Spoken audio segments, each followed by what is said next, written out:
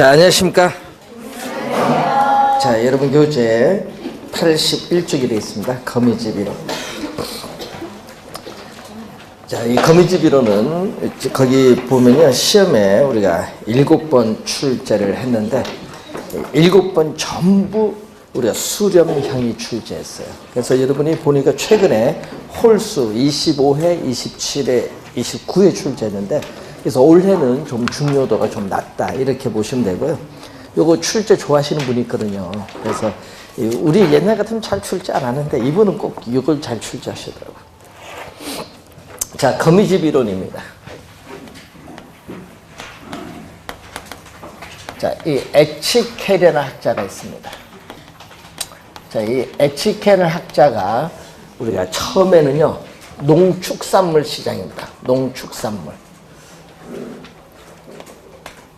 그러니까 모든 시장에 적용되는 것이 아니라 이 농축산물 시장에 적용한 이 거미집 이론이에요. 그런데 문제는 이 농축산물 시장에서 적용한 것을 우리 부동산에 도입을 한대. 부동산에 도입을 했는데 어떤 시장에 도입을 했냐 하면 이 건축물 시장에 도입을 했어요. 그러니까 여러분 뭐 주거용, 상업용, 공업용이죠. 이런 건축물 시장에 도입을 했는데 이 두 시장에 공통점이 있어요. 이 공통점이 바로 뭐냐? 생산 기간이 오래 걸린다. 예.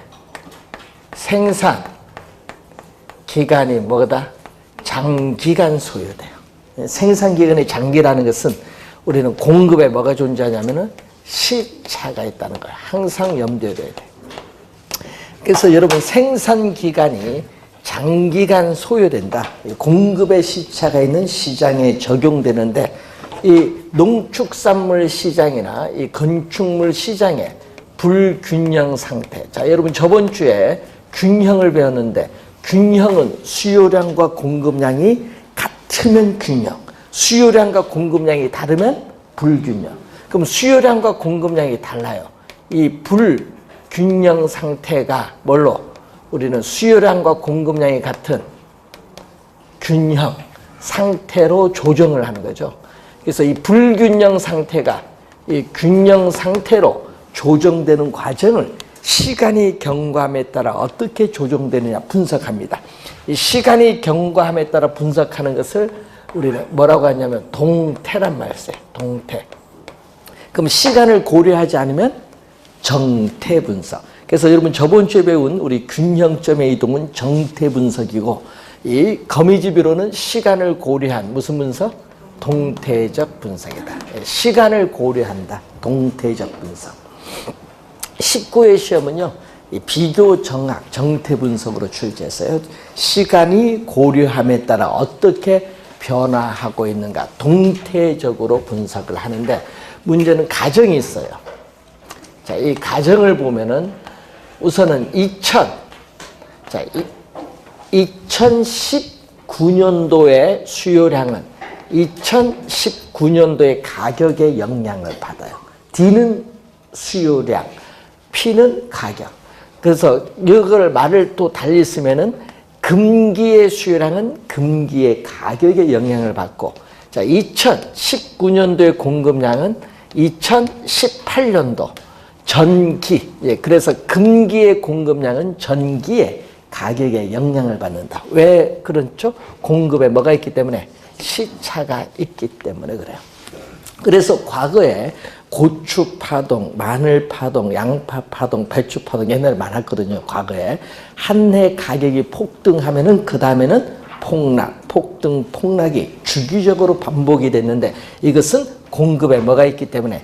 시차가 존재하고 있기 때문에 그래요. 그래서 요즘은 그런 게 별로 많이 줄어들었는데 왜냐? 요즘에는 뭐 해요?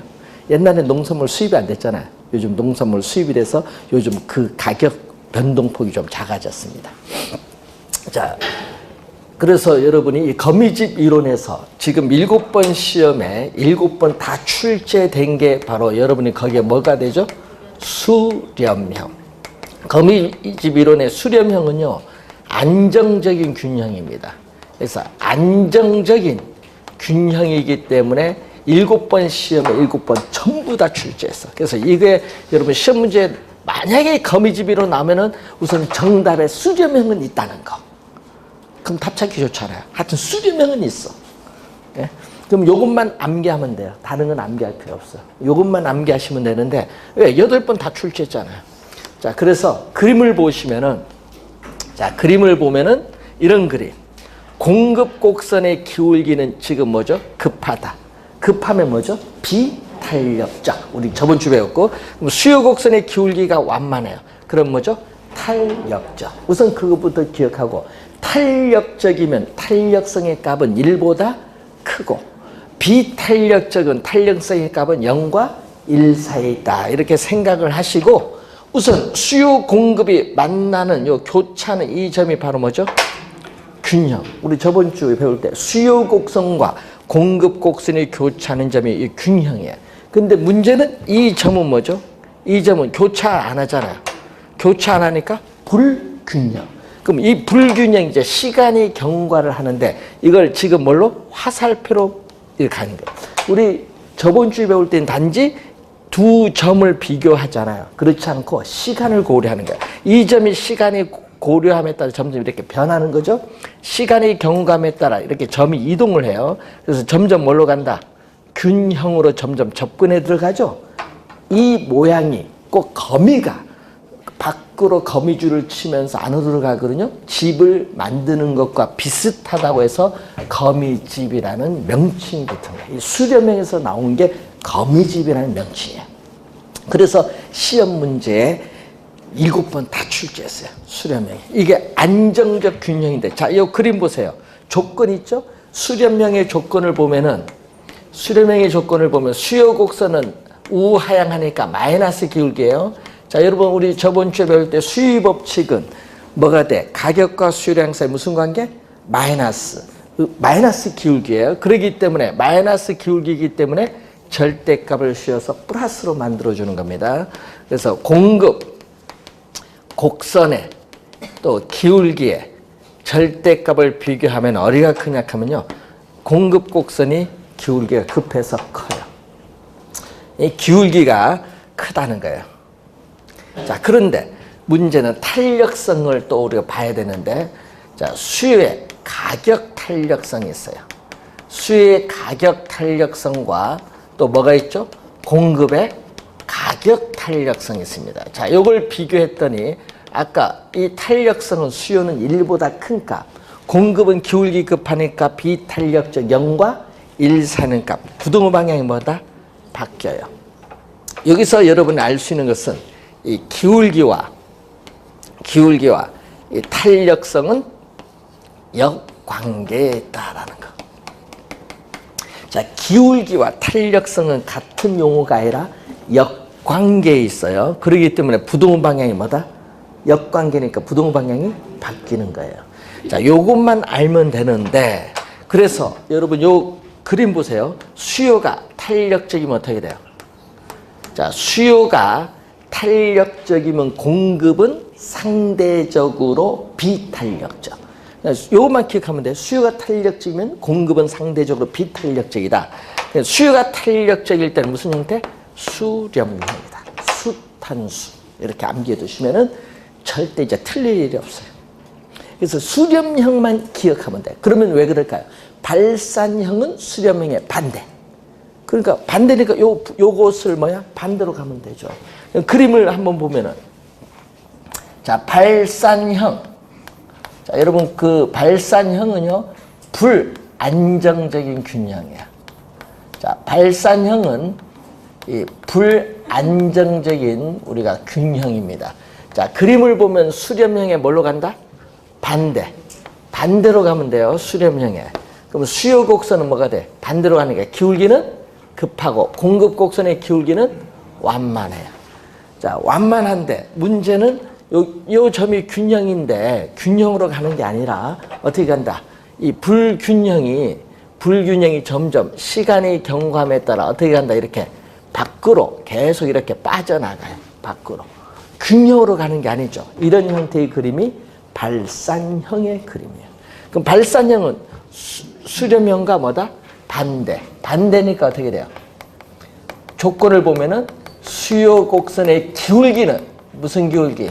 마이너스 기울기죠. 절대값과 또 공급 곡선의 기울기 절대값을 비교했더니 어디가 크다? 우리는 여기 수요 곡선이 크죠. 네? 자, 그럼 탄력성은 공급은 완만하니까 탄력적. 탄력적이니까 1보다 큰 값. 공급은 수요는 기울기가 급하니까 비탄력적 0과 1 사이에 있는 값. 그래서 탄력성은 어디가 크다? 우리는 공급이 크죠. 그래서 여러분 기울기와 탄력성은 역관계있기 때문에 부동 방향이 바뀌어요. 그러니까 이 조건은 뭐에 반대? 수렴형의 반대. 그러니까 발사는 암기할 필요 없이 뭐만 암기하면 돼요? 수렴형만 암기하시면 돼요. 발사는 반대다. 그래서 여기는 뭐죠? 공급이 탄력적이면 수요는 상대적으로 비탄력적인데 공급이 탄력적일 때 뭐죠? 발산형이다. 그래서 여러분 수탄수 공탄발 이렇게 암기하시면 돼요. 수탄수 공탄발 암기를 잘 해두시고 항상 수렴형만 잘 기억해 두시고 공급 발사는 반대 수렴형. 그러면은 순환형은 여러분 작년 시험에는요 수렴형 순환형 출제했고 27에는 요 3개 다 물었고 또 25에는 수렴형 순환형 출제했고 그래서 지금 돌아가면서 계속 나오는데 자 한번 보겠습니다. 순환형은 이런 형태 수요 곡선과 공급 곡선이 주어졌는데 지금 이 점이 시간이 경과함에 따라 점점 이렇게 이동하는데 이게 여기 지금 이렇게 계속 이렇게 빙빙 돌죠.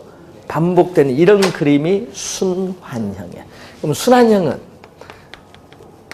수요 곡선의 기울기의 절대값과 공급 곡선의 기울기의 절대값이 서로 뭐 할 때? 같을 때. 그러니까 순환형은 볼 거 없어. 서로 같으면 돼요. 그러니까 뭐만 남겨두시면 돼? 수렴형만 정확히 암기해두시면 돼. 수렴형만 정확히 암기하시면 되겠다. 자, 시험 문제 여러분 시험에 나오면 어렵게 안 내거든요. 이거 암기하면요. 자, 공급 곡선의 기울기죠. 자, 공급 곡선의 기울기가 1.2다. 1.2. 수요 곡선의 기울기가 마이너스 0.7이다. 크죠, 이게? 숫자가 주어져요. 그러면 빨리빨리 판단해야지. 그럼 여기는 얼마다? 마이너스 0.6. 여기는 얼마? 0.6. 같죠? 절대값 하면 같으면 순환형. 그럼 여기는 얼마? 수요 곡선의 기울기가 우리가 마이너스 1.2다. 여기는 0.5다. 그럼 요건 뭐다? 발산형. 이런 식으로 숫자가 주어져요. 문제에서. 그럼 숫자가 주어졌을 때 판단을 해야 돼. 그 판단할 때는 뭐만 판단하면 돼? 수렴형만 판단하면은 어떻게 돼? 쉬워요. 발사는 수렴형 반대니까. 니꼬르가 나오면 뭐다? 순환형. 그래서 27에는요, 요 기울기 숫자를 다 주어졌어. 그래서 판단하는 문제 출제했습니다. 자, 어려운 거 아니거든요. 그래서 수렴형만 잘 기억을 해 두시면 돼요. 자, 그래서 오늘 집에 가셔서 수렴형만 딱 기억해 두시면 됩니다. 자, 여러분 교재 넘어갑니다. 88페이지. 부동산 시장으로 갑니다. 자, 부동산 시장은 여러분이 시장은 우리가 수요 공급 다 배웠으니까 부동산을 사고자 하는 수요와 부동산을 팔고자 하는 공급이 만나서 가격이 결정되는 장소인데 자, 우리 알프레드 링이라고 있고요. 제레모 다소란 학자는 이렇게 설명해요. 우리 부동산 시장을 부동산에 있어서의 양, 부동산의 질, 부동산의 위치 등 여러 가지 측면에서 유사한 부동산에 대해서 그 가격이 균등해지는 경향이 있는 지리적 구역이라고 설명해요. 학자는. 그리고 25회 시험에는요. 보이스라는 학자의 견해를 출제했어요. 금융과 연결해서. 보이스라는 학자는 부동산 시장을 뭐 소유권과 같은 부동산 권리의 교환, 권리 교환, 소유권이 왔다 갔다 하는 거니까 좀 더 유리한 가액으로 교환이 결정해야 돼. 매매할 때는 좀 자기가 유리하게 받으려고 하죠. 예? 이런 거라든지 또 토지 공간 이용의 패턴, 유형을 결정한다든지 또 토지 공간을 배분한다든지 또 수요와 공급 등은 요걸 통해서 우리가 가격을 결정하는 의도된 상업 활동을 하는 장소를 부동산 시장이라는 용어로 정의를 내리고 있어요. 뭐 암기하지 마시고 한번 가볍게 읽어보세요. 가격 결정되는 장소가 뭐다? 부동산 시장이다. 이렇게 보시면 되는데, 자, 부동산 시장의 기능이 나오죠. 자, 부동산 시장의 기능을 보시면은 우리가 여러 가지 기능이 있는데, 여러분 시장이 가지고 있는 고유의 기능 두 가지가 있어요. 어느 시장이든지 노동시장인데 하여튼 어느 시장이든 두 가지 기능이 바로 뭐냐, 자원 배분의 기능과 교환의 기능 두 가지입니다.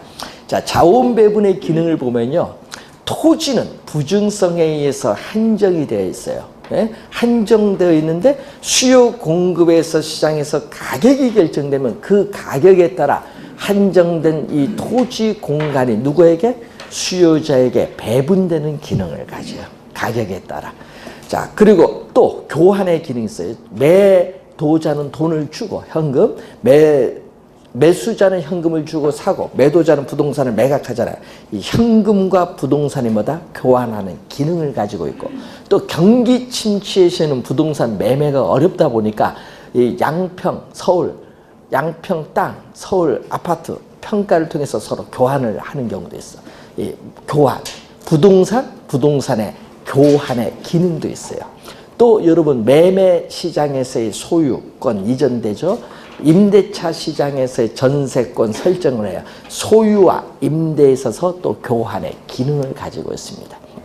자, 이런 기능 두 가지는 시장에 가지는 고유 기능이고, 또 여러분 부동산 사고자 하는 매수자, 팔고자 하는 매도자, 또 투자자, 개발업자 등 여러 사람들에게 부동산에 관한 정보를 제공하는 기능이 있어요. 정보를 제공하는 기능도 가지고 있는데, 자, 예를 들어서 여러분이 매도자가 처음 불러본 가격이 5억이에요.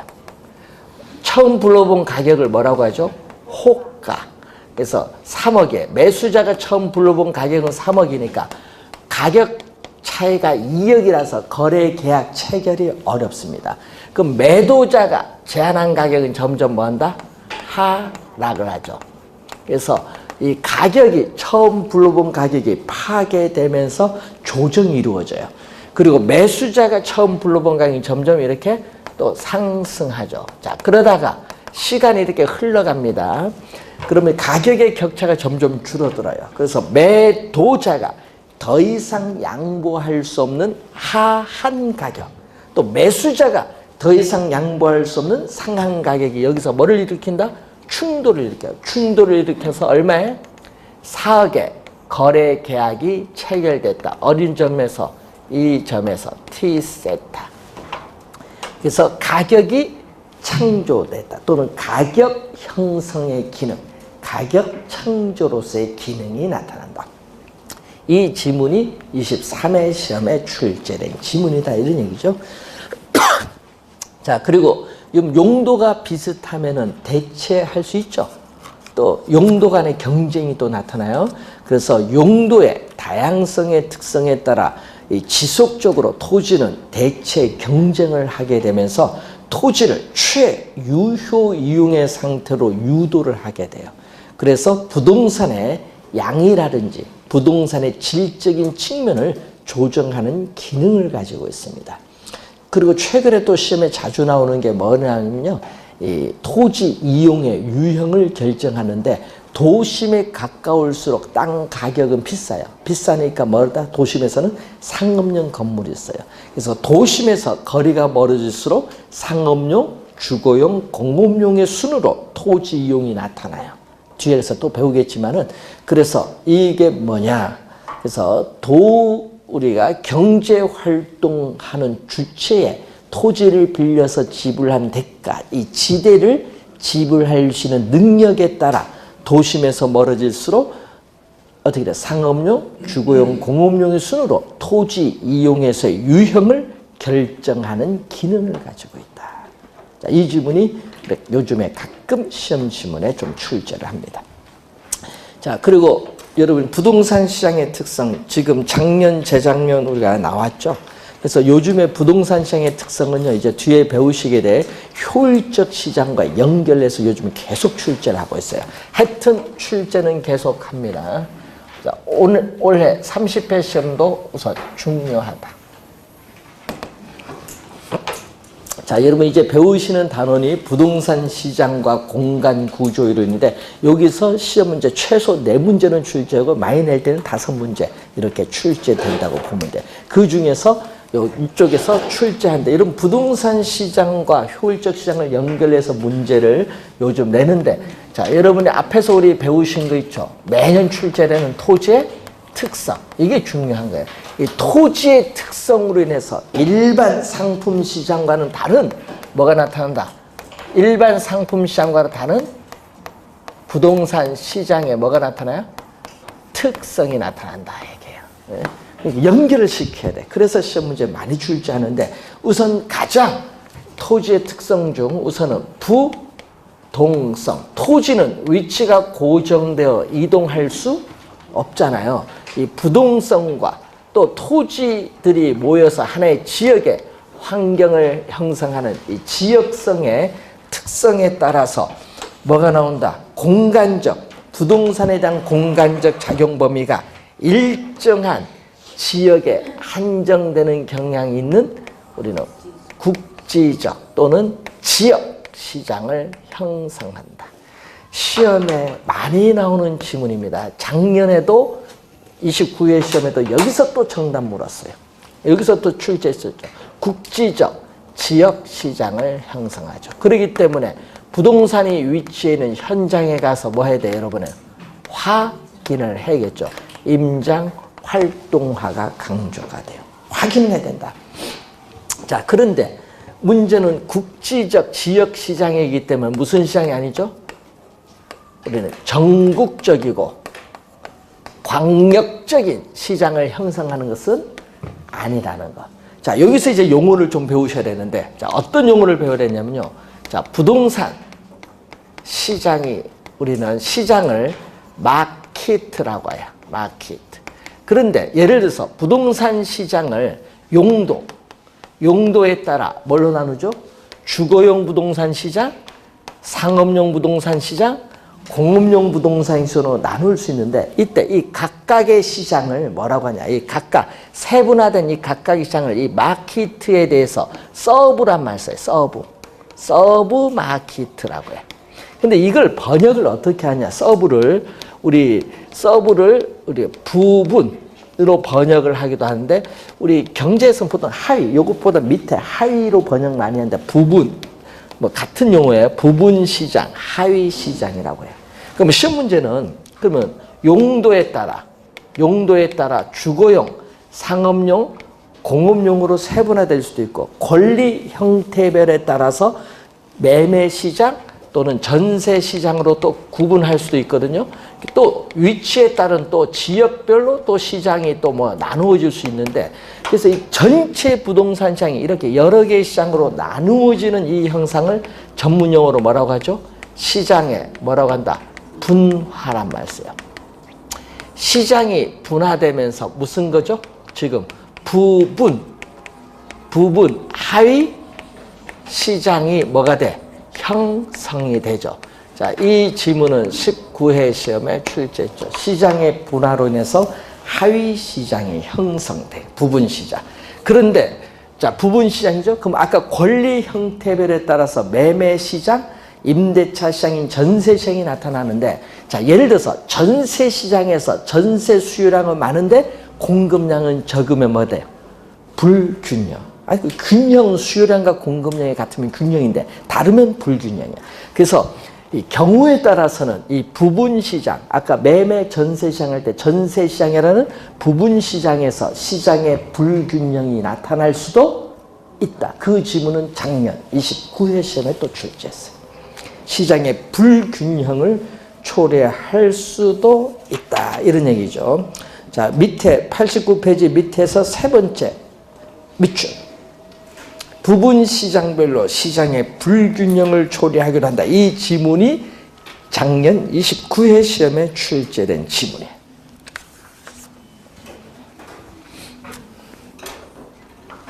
자, 부동성으로 인해서 그래요. 또 부동성으로 인해서 그렇고, 또 부동성, 또 뭐에서 부정성, 또 개별성 등에 따라서 부동산에 대한 수요가 증가를 하더라도 바로 즉시 택지를 조성 공급하기는 시간이 오래 걸려요. 수요 공급 줄여서 수급이죠. 수요 공급 조절이 쉽다 어렵다? 어려워요. 부동산은 수요 공급 조절이 어려워요. 그러니까 뭐하다? 곤란하다. 자, 수요 공급 조절이 뭐다? 곤란하다. 바로 뭐에서? 착공에서 완공에 이르기까지 시간이 뭐한다? 오래 걸린다. 공급에 뭐가 존재한다? 시차로 인해서 어려워. 그러면 시험 문제는요, 뭐를 출제하느냐? 시험 문제는 이걸 출제해. 단기. 시험 문제는 이거죠. 단기적으로 부동산 시장에서의 부동산 가격에 왜곡을 발생시킬 가능성이 뭐다? 높다. 그 지문을 벌써 2번 정답 물었고요. 시험에 많이 출제합니다. 16회도 정답, 15회도 출제를 했고 하여튼 시험에 많이 출제를 합니다. 자, 90페이지 위에서 9번째 나오죠. 단기적으로 가격의 왜곡이 발생할 가능성이 높은 거. 이 지문이 시험에 제일 많이 출제합니다.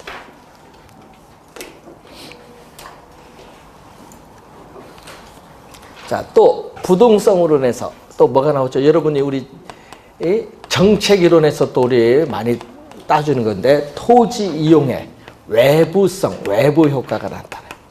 자, 여러분 배우셨죠? 우리 부동성에서 토지는 위치가 고정되어 있는데 그 토지를 둘러싼 외부 환경 조건의 영향을 받아서 부동산 가격이 오르는 정의 외부 효과, 부동산 가격이 하락하는 부의 외부 효과가 발생해요. 여러분 외부 효과가 발생하면요, 우리 정책이론 다음 주에 배우셔야 되는데, 시장에서 자원이 비효율적으로 배분, 시장에서 자원이 비효율적으로 배분이 이루어지는 상태가 시장의 실패인데, 시장의 실패를 가져오게 돼요. 시장의 실패를 가져요. 자원이 비효율적 배분이 이루어져요. 그러니까 자원을 효율적으로 배분하기 위해서 누가 개입을 해야 된다? 정부가 개입해요. 그래서 정부의 시장 개입에 있어서 뭐가 된다? 근거가 된다. 이 지문을 연결시키면서 출제를 또 자주 하는 지문이에요. 시험에 많이 나오죠. 정책과 연결시켜서. 자, 부동성에 의해서 우선 나타나고, 또 토지의 특성 중 뭐가 있다? 물리적으로 똑같은 토지는 오직 하나밖에 없다. 2개 이상의 동일한 토지는 존재하지 않는 게 개별성의 특성이죠. 자, 여러분 일반 상품은 뭐가 돼요? 자, 일반 상품은 표준화가 되어 있어서 대량 생산이 공장에서 가능해요. 그래서 도매상, 소매상을 거쳐서 최종 소비자에 이르기까지 중간에 유통기구가 체계적으로 조직화되어 있어요. 예? 여러분이 그래서 제주도에서 신라면을 드시든 서울에서 드시든 똑같아. 예? 그렇잖아요. 획일화된 수요가 나타나는데 부동산은 그렇지 않아요. 우선은 부동산은 표준화가 어려워요. 일반 상품과는 달리 표준화가 어렵다. 그러면 시험에 우선은 많이 출제되는 게 표준화가 어려우면요, 여러분 우리 개별성에서 우리 배운 걸 늘 생각하면 대체 가능성이 쉽다 어렵다? 어렵죠. 대체 가능성이 낮아요. 대체 가능성이 낮다. 우선 시험 지문에 많이 내거든요. 표준화가 어려워서. 그리고 대량 생산이 안 돼요. 그러다 보니까 뭐가 문제 있어요? 도매상, 소매상 같은 유통기구가 존재하지 않아요. 그러니까 중간에 도매상, 소매상 같은 유통기관이 있다 없다?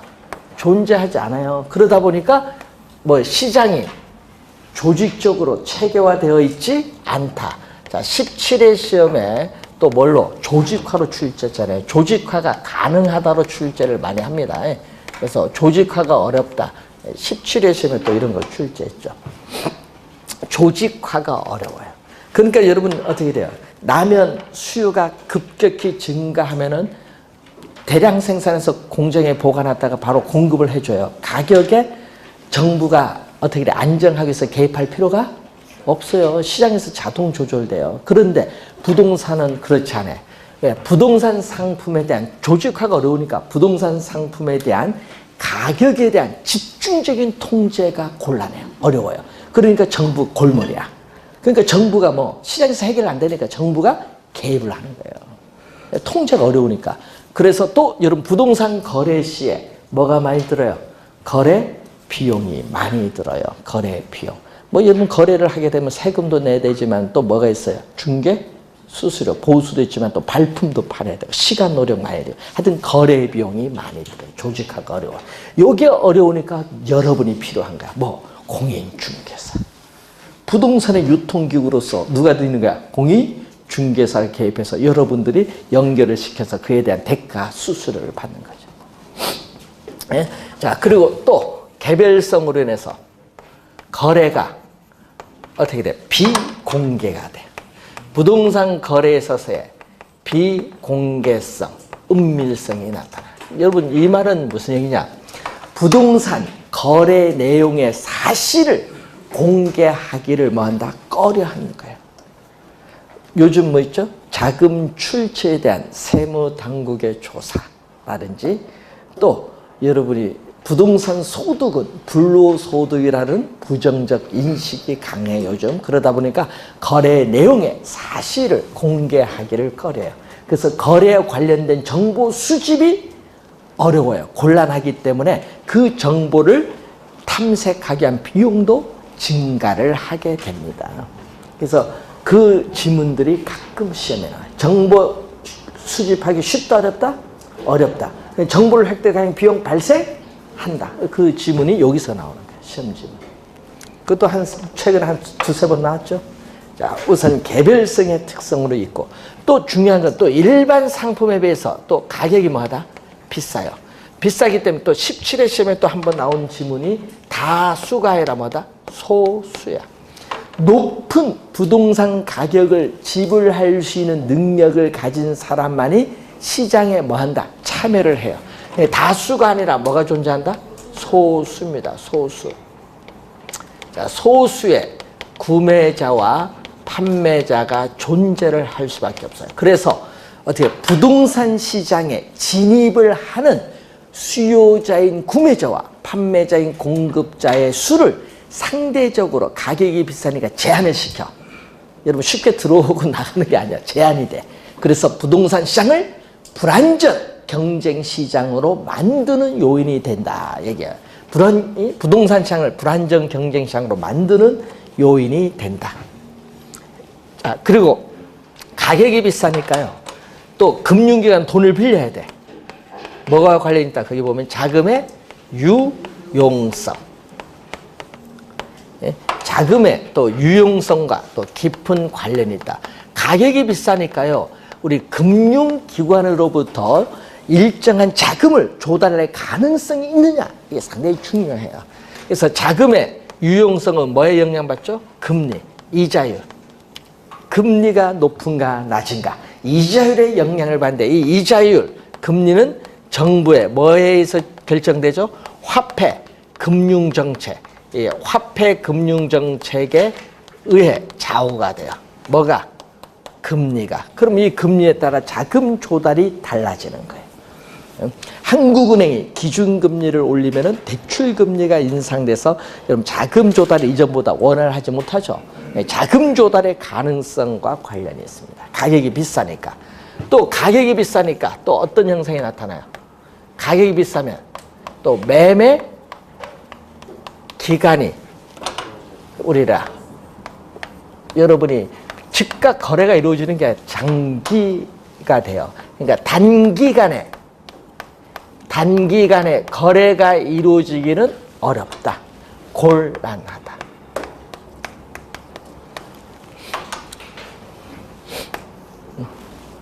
옛날에 어떤 분은 참 이거 토지 팔아달라고 내놨는데 한 7, 8년 안 팔리는 거야. 그런데 그런 게 있더라고. 안 팔렸는데 어떤 사람한테 내놨더니 2달 만에 팔린 경우도 있어. 똑같은 가격인데 뭐의 차이겠어요? 예? 예? 타깃을 누구로 잡느냐, 사는 사람 인맥의 차이가 있는 거야. 예? 그 살려는 멤버 투자자를 누가 많이 가지고 있냐 이거예요. 투자자가 없으면 뭐다? 예? 나와봐야 아무런 의미가 없지. 예? 그래서 옛날에 어떤 분이 이제 증권 대우증권 계셨던 분인데 이제 부장까지 하신 여성분인데 이제 나와서 한번 떠나보고 싶다 증권을. 그래서 부동산을 하신 거예요. 공인중개사 자격증이 있으니까 하는데 주식 팔아 이거 하는 것처럼요. 땅도요 진짜 잘 팔아. 아니 증권에서 그 인맥들이 있으니까 많은 짤 잘 팔아. 그 사람만 가면은 매각이 돼. 예? 그래서 증권계에서 유명한 사람이 부동산에도 유명하게 됐어. 예? 자, 2천 저층 넘어서 땅은 다 거기 거야 해줄 거 옛날에. 진짜 잘 팔렸습니다. 예? 그런 게 이제 우는데 왜 그러냐면요. 투자자는 뭐가 있어야 돼? 우선 돈이 있어야 되거든요. 살려는 사람은 매수자는 돈이 있어야 되는데 주식 한 사람은 기본 돈이 있거든요. 이제 인맥이 있거든요. 그래서 특히 뭐가 중요한 거야? 구매 자금이 중요해. 이 구매 자금을 모으는 기간이 매수자는 뭐다? 가격이 비싸다 보니까 뭐 오래 걸려요. 축적 기간에 장기야. 축적 기간이 오래 걸리다 보니까 어떻게 돼요? 거래가 단기간에 이루어지긴 어려워요. 또 매도자는 또 골치 아파. 부동산을 원하는 가격으로 매각해요. 그래서 현금화하는 데 걸리는 시간을 전문용어로 뭐라고 해요? 황금성이야. 자, 여러분 2년 전에도 정답 물었는데 황금성이 높다 낮다? 부동산 낮다. 그건 꼭 기억해야 돼요. 황금성이 낮아. 그래서 황금성이 뭐다? 곤란해요. 황금성이 낮기 때문에 황금성이 곤란으로 인해서 단기간에 거래가 이루어지기는 뭐다? 어려워요. 가격이 비싸니까. 그리고 또 부동산은 또 그러다 보니까 또 가격이 비싸니까 부동산 매매 시에 신중한 의사결정이 필요하기 때문에 또 거래가 오래 걸려요. 자, 그리고 법적 제한이 많거든요. 일반 상품과는 달리 부동산은 법적인 제한이 많습니다. 뭐 토지 이용 규제라든지 또 세금 문제, 하여튼 규제도 많아요. 세금 문제도 있고 세제, 세금과 관련된 제도의 문제도 있고. 그래서 어떻게 그래요? 부동산에 대한 수요, 공급 조절이 쉽다, 어렵다? 어려워요. 뭐 인허가도 있다 보니까 어려워요. 그래서 부동산 가격에 또 왜곡을 발생시키면서 부동산 시장을 불안정 경쟁 시장으로 만드는 요인이 또 되기도 해요. 법적 제한이 많은 거예요. 자, 이런 특성들을 여러분이 좀 잘 확인을 해 두셔야 됩니다. 그래서 항상 뭐가 중요하다? 우리는 이제 배우시게 될 92페이지에 이 효율적 시장과 연결해서 2개를 묶어서 최근에 계속 출제를 하고 있다. 이런 얘기입니다. 자, 프린트 1번 보시면은 자, 부동산 거래에 필요한 정보 습득에는 일반적으로 많은 비용이 소요된다. 이거 어디서 나오는 지문이에요? 이제 배운 거 보면 거래 비공개성, 은밀성 여기서 나오는 지문이지. 예? 맞는 지문이죠. 이런 지문 또 많이 내요. 또 시험에 많이 나오는 지문이 있거든요. 자, 여러분 정보의 비대칭성 하면 뭐가 돼?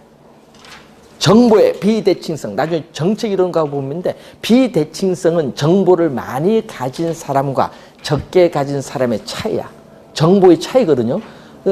정보의 비대칭성으로 인해서 또 뭐가 발생한다? 부동산 가격에 왜곡이 형성이 될 수 있거든요. 뭐 때문에 요거? 그거 지문도 어디서 나오는? 여기서 나오는 지문들이야.